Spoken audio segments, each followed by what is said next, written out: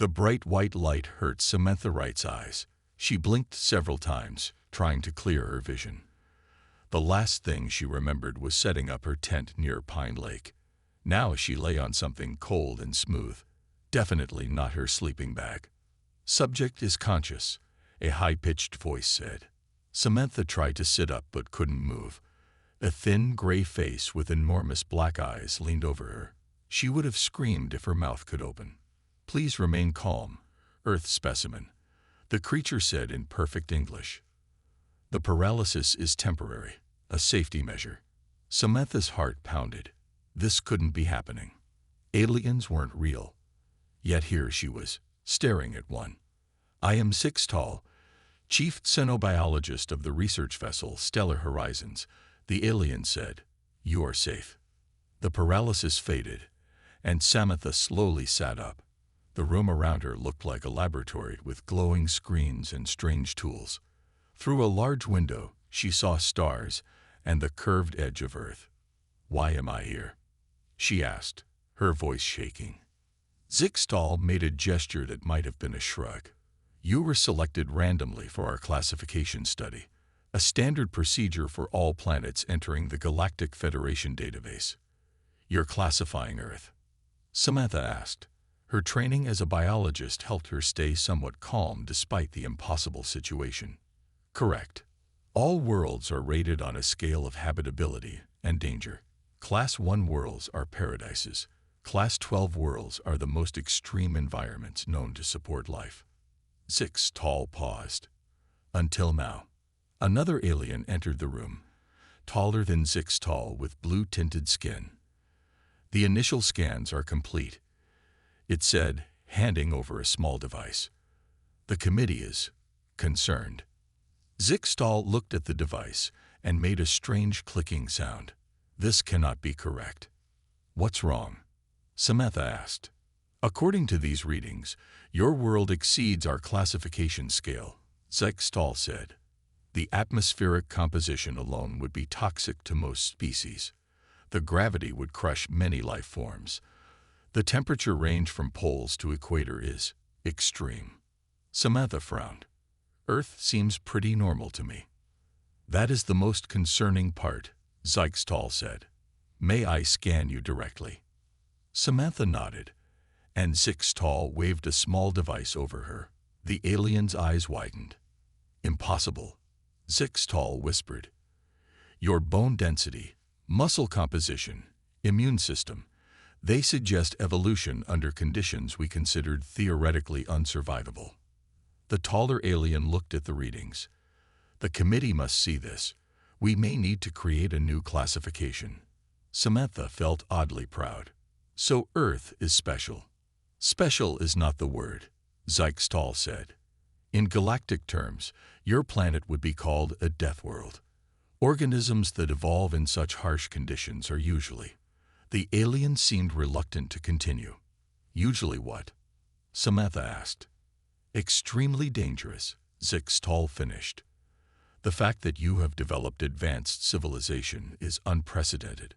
Most species from worlds beyond Class 10 are too focused on survival to develop technology or complex society."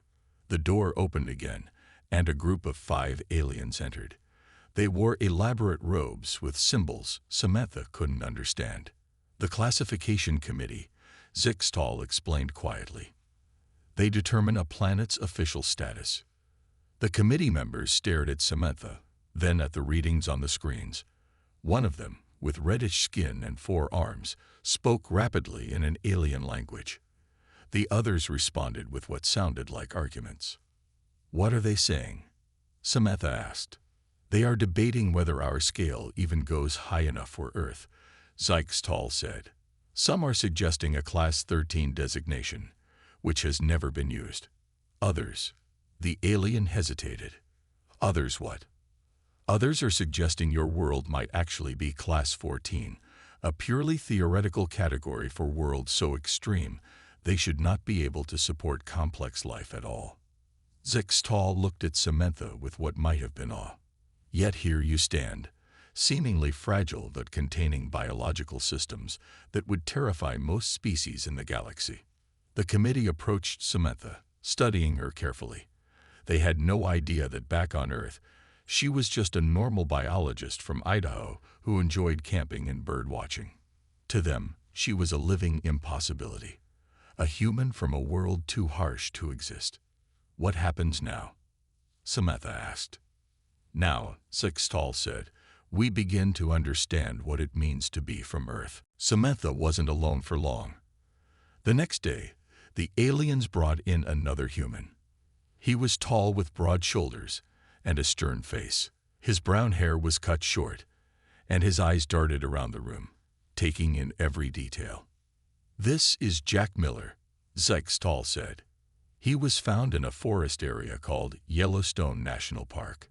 He says he is a park ranger." Jack spotted Samantha and relief washed over his face. "You're human too. Thank God.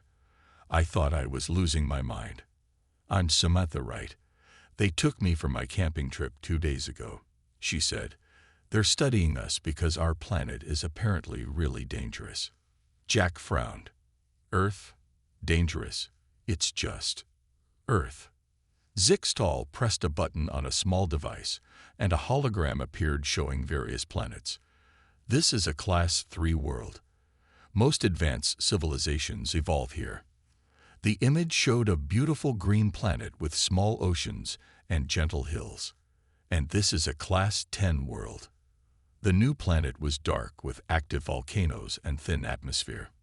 "Organisms from Class 10 worlds are considered extremely hardy," Sixtall continued. "Only 6 known species have evolved intelligence on such planets." "So what's Earth?" Jack asked. "Based on preliminary data, Earth would be Class 13. Possibly higher," Sixtall said. "We need to conduct physical tests to confirm." The tests began immediately. Jack was asked to run on a treadmill.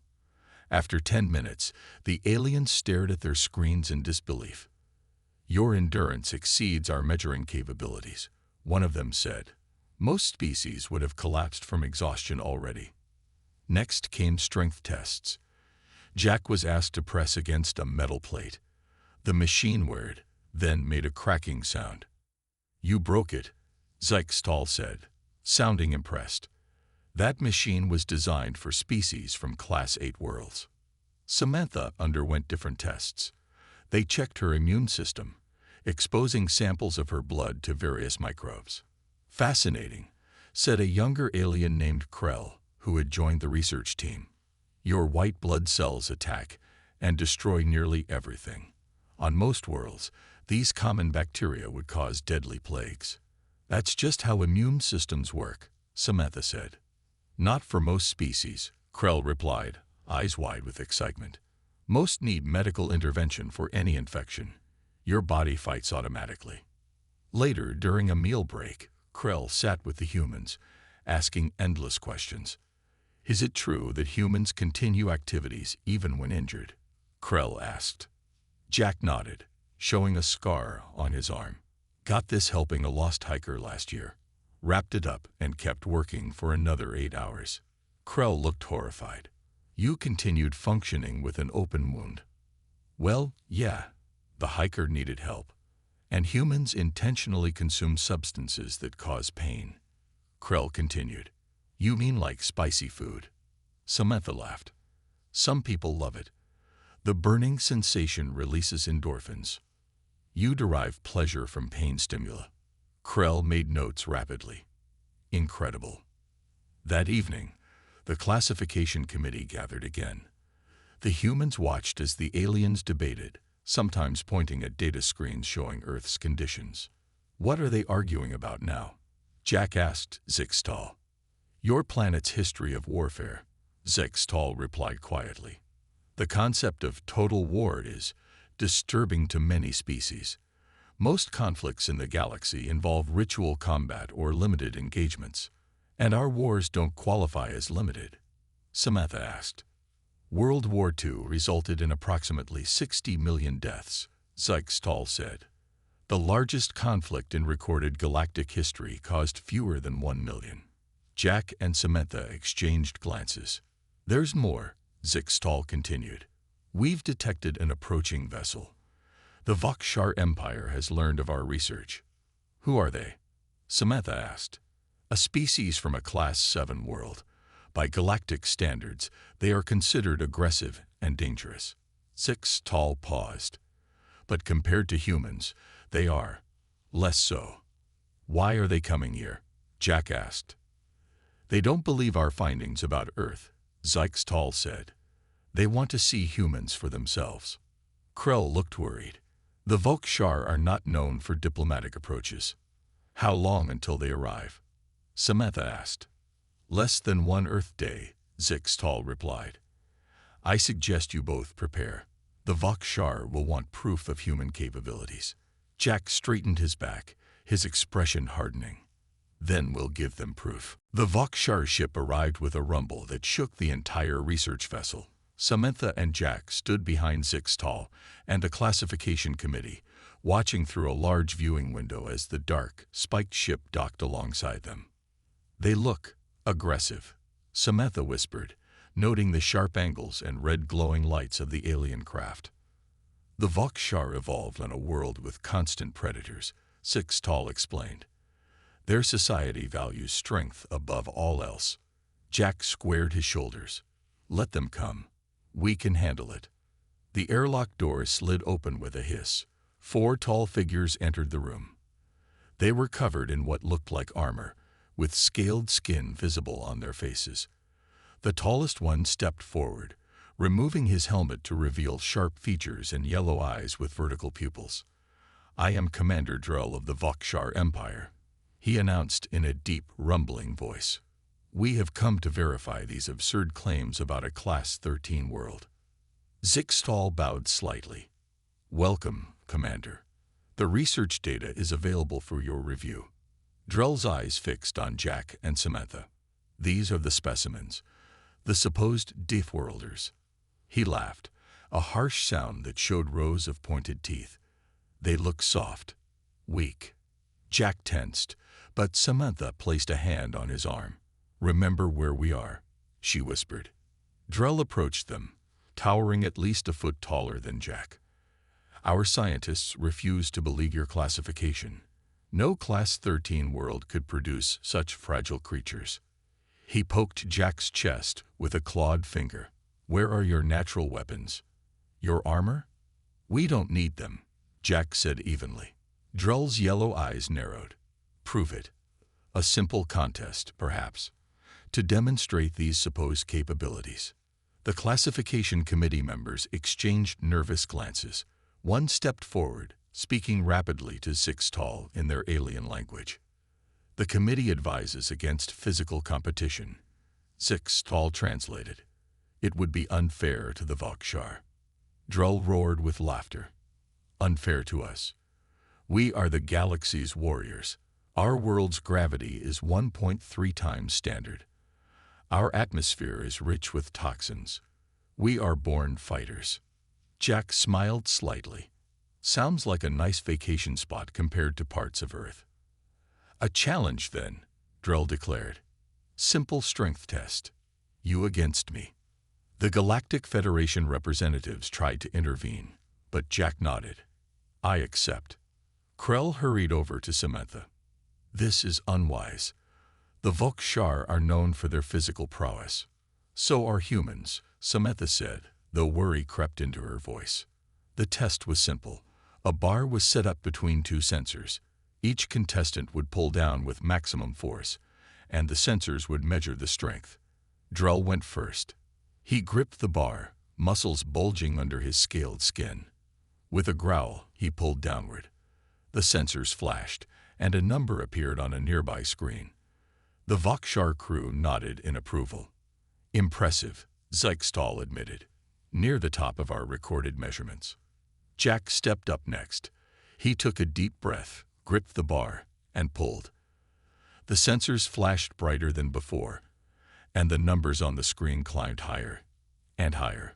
A warning sound beeped as the numbers exceeded the previous record. The room fell silent. Drell stared at the results, his yellow eyes wide with disbelief. Impossible, he hissed. The equipment must be faulty. It is not, Sykes Tall said quietly. Human strength exceeds Volkshar by approximately 1.8 times. Drull's face darkened.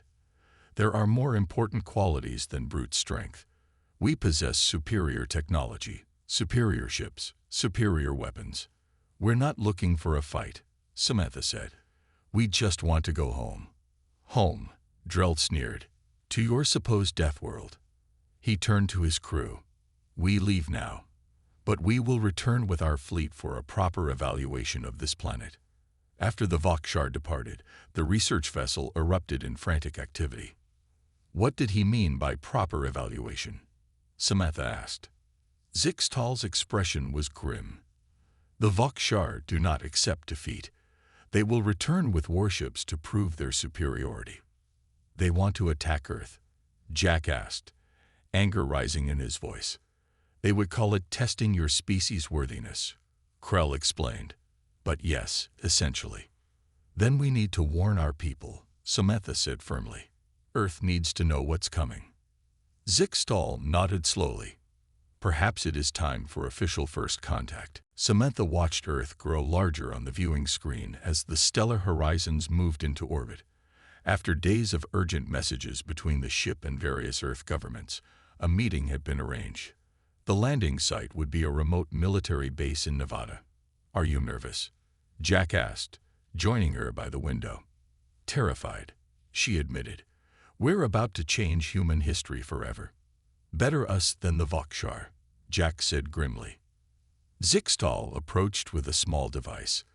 The Federation Council has approved emergency first contact procedures. Your world leaders have agreed to a small delegation meeting on your moon base first. The moon? Samantha asked, surprised. But we don't have a... They mean the International Space Station, Jack explained. It's the closest thing we have to a moon base. The shuttle journey to the space station was tense. Along with Samantha and Jack, Zixtal led a group of 5 aliens from the classification committee. The humans would serve as translators and intermediaries. The space station had been partially evacuated, with only essential personnel remaining. As their shuttle docked, Samantha saw the stunned faces of astronauts peering through windows. Remember, Zixtal said, this is highly unusual. Most species have centuries to prepare for first contact. Inside the station, they were met by a group of serious-faced humans. A man in a Navy uniform stepped forward. Commander Alan Hayes, United States Navy, he said, his voice steady despite the extraordinary circumstances. I've been appointed as Earth's military liaison. After brief introductions, they gathered in the station's largest module. Representatives from major world powers watched nervously as the aliens took their seats. People of Earth, Zixtal began. The Galactic Federation regrets this rushed introduction. Under normal circumstances, we observe developing worlds for centuries before initiating contact. Why the rush now? Commander Hayes asked. The Volkshar threat, Jack explained. They're coming to evaluate Earth, which means trouble. Zixtal nodded. More importantly, we must explain your world's classification. It affects everything moving forward. The alien activated a holographic display showing planets of various colors and sizes. This is our standard classification system, Zixtal explained. Class 1 worlds are paradise planets. Perfect conditions, minimal environmental threats. Class 12 was our highest category for habitable planets, until we found Earth. The display shifted to show Earth, surrounded by red warning symbols. Your gravity is 2.5 times stronger than galactic standard for habitable worlds. Your atmospheric pressure would crush most species. Your temperature range from poles to equator exceeds survival parameters for 89% of known intelligent life. Your solar radiation levels alone would cause cellular damage to most species within minutes of exposure. The human delegates exchanged looks of surprise. But that's just normal Earth conditions, a scientist in the delegation said. Precisely, Zixtal replied. What you consider normal, the rest of the galaxy considers extreme. Your plants would be classified as dangerous predators on many worlds. Your microbes would be civilization-ending plagues elsewhere. Samantha stepped forward. To demonstrate, they prepared some comparisons. She activated another display showing various alien species alongside humans. The differences were striking. Most aliens had thin limbs, delicate features, and frail-looking bodies. These are citizens from Class 3 to Class 8 worlds, Samantha explained. They make up roughly 80% of the galactic community. Commander Hayes frowned. And the Volkshar, the ones threatening us. Class 7, Jack said. Considered dangerous by galactic standards, but not by ours. This can't be right. A government official protested. If we're so much stronger, why warn us at all? Technology, Sykes-Stahl said simply. Your biological advantages are remarkable, but your technology is centuries behind galactic standard. The Volkshar possess weapons that could devastate your cities from orbit. How long until they arrive?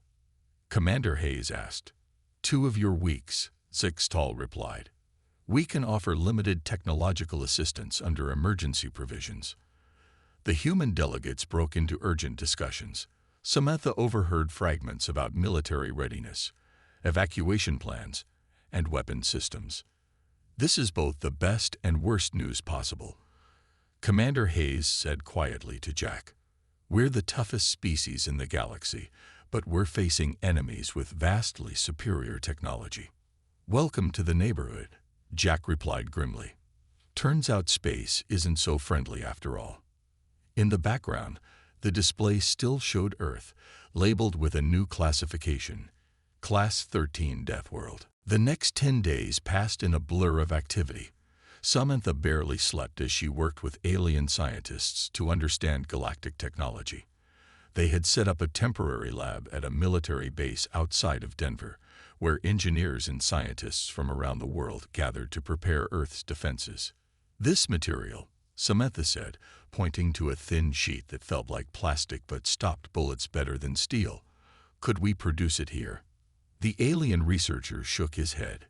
It requires elements not naturally occurring on Earth. We can provide limited quantities, but not enough to protect your population. Across the room, Jack worked with Commander Hayes, testing weapons against simulated Volkshar shields. The standard rifles don't even dent their defenses, Commander Hayes said, frustration evident in his voice. But our experimental rail guns show promise. Jack nodded. They're not expecting us to have anything like that. The Federation says our weapons technology is advancing unusually fast for our development stage. Small comfort when facing ships that can bombard us from orbit, Hayes replied. Outside the lab, the world was changing rapidly. News of alien contact had spread globally, causing both panic and wonder. Military forces around the planet had united with unprecedented cooperation. Old enemies now worked together against a common threat. Sykes-Stahl entered the lab carrying a data device. The Federation Council has approved additional technological assistance. We can provide shield generators for your major cities. How many? Commander Hayes asked. 23, Sykes-Stahl replied. You must prioritize. Hayes sighed. There are thousands of cities on Earth. We understand, Sykes-Stahl said softly, but we cannot interfere too greatly. It violates our most sacred laws. Samantha was about to respond when Krell burst into the room, excitement clear on his alien face. I found something important in the classification data, Krell exclaimed. Earth isn't just a Class 13 world. Some measurements indicate it might be Class 14. What does that mean? Jack asked. Class 14 is theoretical, Krell explained. It describes a world with multiple extreme conditions that normally don't exist together. High gravity and extreme temperature variations, and intense radiation, and diverse apex predators, and highly variable terrain. No single world should have all these factors. But Earth does, Samantha said. Exactly, Krell replied. And that means humans evolved under unique pressures not seen anywhere else in the galaxy. Commander Hayes frowned. How does this help us fight the Volkshar? It may reveal weaknesses in their approach, Krell said. The Vokshar evolved on a world with high gravity but stable temperature and low radiation. They expect to face strong enemies but not necessarily adaptable ones. Adaptability, Samantha repeated thoughtfully. That's our real advantage. Later that evening, world leaders gathered via secure video link to discuss defense strategies. The main screen showed the Vokshar fleet, now visible through powerful telescopes as it approached Mars. Their primary vessels number 32, a Federation analyst explained, each capable of destroying a small city. Can we negotiate? Asked one political leader. Zixtal shook his head. The Vokshar see diplomacy as weakness. They respect only strength. Then we show them strength, Commander Hayes said firmly. We've been integrating alien technology with our most advanced weapon systems. Our plan is to draw them into Earth's atmosphere where our fighters have the advantage. That's dangerous, another leader warned. It puts civilian areas at risk. Less risk than letting them bombard us from orbit, Jack pointed out. And humans fight better when protecting their homes. As the meeting continued, Samantha stepped outside for a moment. The night sky was clear, and she could see stars twinkling overhead. Somewhere up there, an alien fleet approached, intent on proving human weakness. They have no idea what they're in for, she whispered to herself. On paper, Earth seemed outmatched, but paper didn't account for human determination, creativity, or the fierce protective instinct that came from evolving on a world that constantly tried to kill you. The Vokshar were about to learn why Earth might deserve that Class 14 designation after all. The Vokshar ships entered Earth orbit with a display of power. Their weapons fired into empty ocean areas, sending massive columns of water into the sky. It was a clear message: surrender or face destruction. They're trying to scare us, Commander Hayes said, watching the satellite feed in the underground command center. It's working, someone muttered. The largest Vokshar vessel launched a shuttle toward the International Space Station. Commander Drell's voice boomed through communication channels worldwide. People of Earth, we have come to inspect your world and evaluate your species. Cooperate, and you may join the galaxy as servants of the Vokshar Empire. Resist and face our might. Samantha, Jack, and Commander Hayes watched as the shuttle docked with the space station. 6 Vokshar soldiers in full battle armor entered, facing the small crew of astronauts and the Federation representatives who had remained on board. We demand test subjects, Drell announced. Send your strongest warriors. This isn't a test, Jack said quietly. It's an invasion. On screen, they watched as the station commander attempted to negotiate. Drell grew impatient, grabbing one astronaut by the throat. What happened next stunned everyone. The astronaut, despite being half Drell's size, twisted free and slammed the alien commander into a wall. The other astronauts moved with surprising speed, overwhelming the Vokshar soldiers despite their advanced armor. They didn't expect that, Samantha said, unable to hide her smile. They thought space-adapted humans would be weaker. They don't understand what we are, Jack replied. The battle on the space station lasted only minutes. The Vokshar soldiers were subdued, their weapons confiscated, but the victory was short-lived. The main Vokshar fleet responded immediately, powering up weapon systems. All defense systems activate now, Commander Hayes ordered. Around the world, the shield generators provided by the Federation hummed to life, covering major cities with shimmering domes of energy. Earth's military forces launched their fighters and missiles. Samantha worked frantically in the lab with Krell, analyzing the captured Vokshar equipment from the space station. Their armor has cooling systems, she noted, examining a damaged helmet. Why would they need those? Their homeworld has stable temperatures, Krell explained. They cannot adapt quickly to temperature changes like humans can. That's useful information, Commander Hayes said over the communication link. What else? Their shields are calibrated for kinetic impacts and energy weapons, Samantha said. but they might be vulnerable to extreme temperature shifts. Outside, the skies filled with fire as the first Vakshar ships entered the atmosphere. They targeted military bases first, their weapons cutting through buildings and vehicles with terrifying ease. Earth's defenders fought back with everything they had. Modified fighter jets fired experimental weapons, some managing to damage the alien vessels. But Earth was taking heavy losses. 3 major bases were destroyed in the first hour. The shield generators protected civilian areas, but they couldn't cover everything. "We need to target their flagship," Commander Hayes said, pointing to the massive vessel hovering over the Atlantic Ocean. "If we can capture it, we might gain access to their technology." "That's suicide," someone protested. "Maybe not," Jack said. "Samantha, you said their systems are vulnerable to temperature changes, right?" She nodded. "Their technology is designed for stable conditions." "Then we use Earth's environment against them," Jack said. "We lure them into the upper atmosphere, where temperatures change rapidly, then hit them with everything we've got." Commander Hayes studied the tactical display. "We'd need a team to board the ship if we disable it."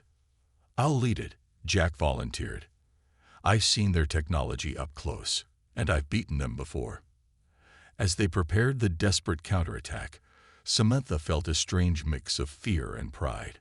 Humans were outgunned and facing superior technology, but they were fighting with the determination and adaptability that evolved on the harshest known world in the galaxy. The Vakshar had no idea what they were really up against. Jack led the boarding team toward the Vakshar flagship. Their modified aircraft shook violently as it climbed through turbulent atmosphere. Earth forces had executed the plan perfectly, using high-altitude missiles to force the alien ships into a severe storm system over the North Atlantic. "Status report." Commander Hayes' voice crackled through the communication system. "Approaching target," Jack replied. "Their shields are fluctuating just like Samantha predicted. These temperature changes are playing havoc with their systems." The storm below was massive, with lightning illuminating the clouds. The Vakshar ships struggled to maintain position as wind and rain battered against them. Their technology, designed for stable environments, couldn't adapt quickly enough. Back at the command center, Samantha watched the mission unfold on monitors. Krell worked beside her, analyzing data streaming from the battle. "The Federation Council is transmitting," an officer announced. "They're sending ships to assist." "Too little, too late," Commander Hayes muttered. Samantha studied the readings from the Vakshar flagship. "Their shield frequency is dropping. Jack, you'll have a window to board in 30 seconds. "Copy that," Jack responded. The boarding craft shot forward, guided by a pilot who had flown through hurricanes. They reached the massive alien ship and landed on its outer hull as the shields briefly collapsed. "We're in," Jack reported as his team cut through the outer door. Inside the ship, they met immediate resistance. Vakshar warriors fired energy weapons down the corridors, but the human team had prepared for this. They wore the modified armor Samantha and Krell had designed, with cooling systems that protected against energy blasts. "Move forward," Jack ordered. "Remember your training." The human soldiers advanced methodically. Despite taking casualties, they pushed deeper into the ship, using close-quarter combat techniques when possible. The Vakshar, used to fighting at a distance, were unprepared for the ferocity of human hand-to-hand combat. In the command center, Samantha received an urgent message from the stellar horizons. "We've confirmed it," Zextal said, his image flickering on the screen. "Earth isn't just a Class 13 world. It's the first documented Class 14. "What does that mean for us now?" Samantha asked. "It means the Federation Council has recognized the threat to galactic stability. They're sending their defense fleet, not to help the Vakshar, but to prevent potential human expansion if you win." Commander Hayes overheard this. "They fear us that much." "With good reason," Zextal replied. "The classification parameters are unprecedented. Earth has extreme gravity, temperature variations, radiation, diverse predators, and variable terrain, all in one world. No known species has evolved under such conditions. Krell suddenly jumped up from his workstation. "I've found it. The weakness in their shield systems." Samantha rushed over. On the screen, Krell had identified the specific frequency that destabilized when exposed to rapid temperature changes. "Jack," Samantha called over the comm, "we're sending you new data. Their central shield generator is on level 6. If you can recalibrate it to this frequency, you can disable all their ships at once." "Copy that," Jack replied, his voice strained. "But we're meeting heavy resistance." On the flagship, Jack and his remaining team members fought their way toward the central control room. 3 of his soldiers had fallen already. The Vokshar fought desperately, realizing the humans were more dangerous than they had believed possible. Outside, the battle continued to rage. Earth's forces were taking heavy losses, but they were inflicting damage too. The storm intensified, further disrupting Vokshar systems. "Commander Drell is making an announcement," an officer reported. Drell's face appeared on the screens, his expression a mixture of rage and disbelief. "Enough," he roared. "Your resistance is impressive but futile. Surrender now, or we will use our planetary bombardment weapons. Your entire civilization will end." Commander Hayes looked to Samantha. "Can they do that?" "Yes," she said grimly. "The Federation mentioned planet-cracking weapons, but using them violates galactic law." "Laws won't matter if we're all dead," Hayes replied. At that moment, new signals appeared on the radar. A massive fleet of ships entered Earth orbit. "Federation forces," Krell confirmed, looking at the data. "But I don't think they're here to help us." 3 months after the battle, Samantha stood at the window of the new International Xenobiology Institute in Geneva. Outside, the first Galactic Federation embassy was under construction. Earth had changed forever. "Still hard to believe, isn't it?" Jack said, joining her by the window. His arm was in a sling, still healing from the wounds he received on the Vokshar flagship. "Every day," she agreed. "Sometimes I wake up thinking it was all a dream." But it wasn't a dream. The events of that final day had reshaped humanity's place in the galaxy. The Federation fleet had arrived just as Jack's team reached the shield control room on the Vokshar flagship. In that crucial moment, Jack had succeeded in recalibrating the shield frequency. The effect was immediate. All Vokshar ships suddenly lost shield protection. Earth forces, though badly damaged, seized the opportunity to disable the alien vessels. Commander Drell, faced with defeat, had attempted to activate the planet-cracking weapons. But the Federation fleet intervened, not to protect humans, but to prevent the use of weapons forbidden by galactic law. The Vokshar were forced to surrender. "Dr. Wright," a young assistant appeared at the door. "The Federation Council representatives have arrived for the classification ceremony." Samantha nodded. "We'll be right there." The main hall of the Institute was filled with people from around the world and across the galaxy. Commander Hayes, now Admiral Hayes, stood with military leaders from a dozen nations. Krell, who had requested permanent assignment to Earth as a scientific liaison, waited near the front. Zixtal approached the podium, wearing formal Federation robes. 3 months ago, the galaxy discovered something unprecedented. A world so harsh, so challenging, that it created a species unlike any we had encountered before. Screens around the room displayed the new galactic classification system. At the very top, beyond Class 13, was a new category. Class 14, Earth.